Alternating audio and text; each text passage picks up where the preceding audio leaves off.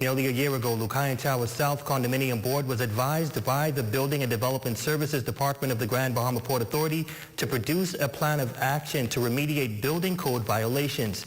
To date, officials from the Port Authority say no progress has been made, and as a result, a final notice has been issued notifying them that their certificate of occupancy has been revoked. Jolanda Thompson-Everest picks up the story from here. 11 floors, 16 apartments, and over 100 occupants now left to relocate from a residence they've spent years living in. This comes as the Grand Bahama Port Authority issuing a final notice to the condominium board at Lucayan Towers South, citing a number of violations and serious safety hazard concerns. Vice President of Building and Development Services, Nikira Wilchcombe, say it was a decision the GBPA has wrestled with, and they have been left with no other option. It is necessary. Unfortunately, constant delays and unfulfilled commitments have brought us to this point today. The port also mentioning in their statement that they have shared their challenges with the government, seeking any assistance that can be provided to residents who may need social services.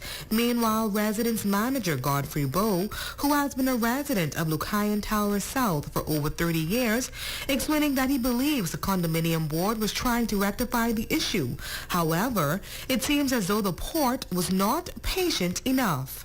We have been trying to work on some things to get something started, but it seemed like it's taken a long time to get it going, and the time is just not.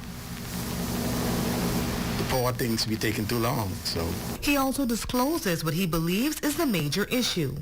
People just refusing to pay their maintenance fee.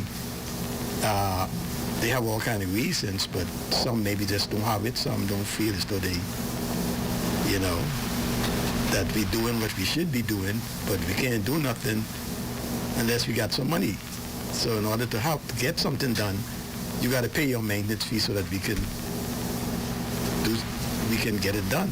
Bowe furthers that those who may have been paying their maintenance fees are the ones who probably kept the building functioning, but unfortunately, that was not enough to hold everything together. I feel for the people that's paying their maintenance fee, but that's 20%. So you got 80% of people not paying the maintenance fees, and 20% can't keep the building afloat. The residence manager also notes that Lucayan Towers South is not what it used to be, and shared what he loves the most about the condominium. Nobody could get in unless, they come in. And the surroundings, you had pool, tennis courts. So, but it's all gone. You can't bring it back, but it's a money thing.